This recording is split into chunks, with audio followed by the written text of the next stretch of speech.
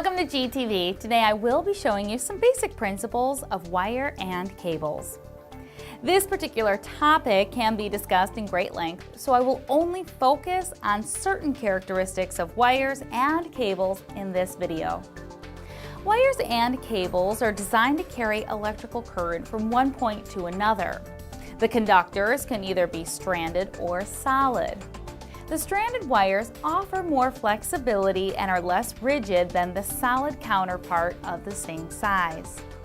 The more rigid, solid core conductors tend to be less expensive and are often used in residential wiring. Stranded wire conductors can be made up of many conductors twisted together in different configurations. Some cables may serve as a conduit with other wires inside that in turn are comprised of groups of stranded wires. Cables also may have a shield or armor surrounding the wires. This is an electrically conductive material designed to prevent EMP, electromagnetic interference, or radio frequency interference, as well as to provide an extra level of protection to the wires. Shields can be braided, spiral, or wrapped in a foil. The insulation and the outer jacket of the cable and wires is also an important factor. The types of materials used are usually a thermoplastic or thermoset. A thermoplastic material can soften under heat, while the thermoset material could vulcanize when exposed to heat and pressure. The insulation material may also offer a difference of protection.